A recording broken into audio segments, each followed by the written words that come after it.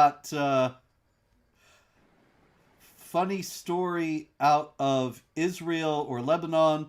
You no doubt saw it where General Daniel Hagari, the Israeli IDF spokesman, noted that under a hospital in Beirut, Hezbollah has $500,000 in. No, he said Well, hundreds of millions. I'm sorry, not 500,000, 500 million. I That was one of the yes, funniest things I've ever seen in my entire life, Robert. I yep. mean, these guys, like the jihadis keep trying to be smart, like the Israelis. They keep trying. Like when they tried to attack, like sent the drone to, after Netanyahu's house and stuff. They're trying to be smart, like trying to do this awesome thing where they come across as brilliant, but they always fail when they try to come across as smart. But I mean, think about this: Israel just like blows all their balls off with their own pagers that they wanted. Ha ha! They'll never be able to trace us if we just get pagers, and they get the pagers, and all their nutsacks get blown off.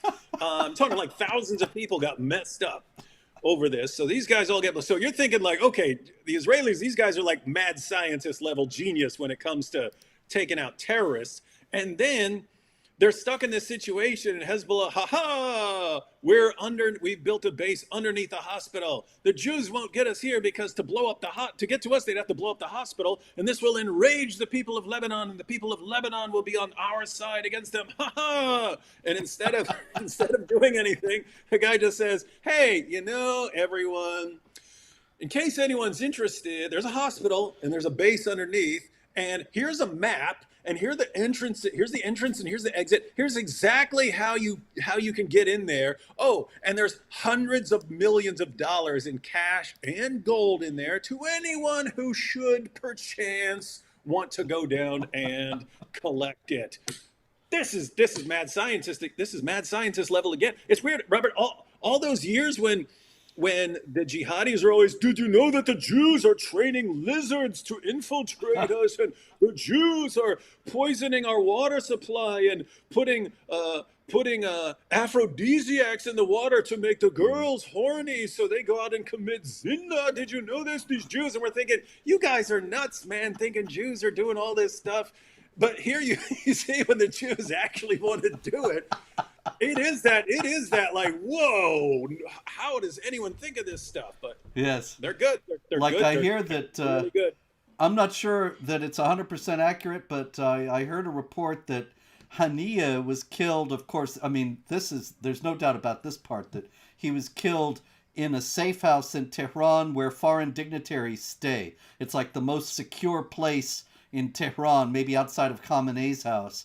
And the bomb was set there months ago by somebody who was able to determine that Hania always stays in this particular room. And they put it in there. It was completely undetectable by the Iranians, and just waiting for him to go back into the room months later, and boom. That's James Bond Uh, level stuff.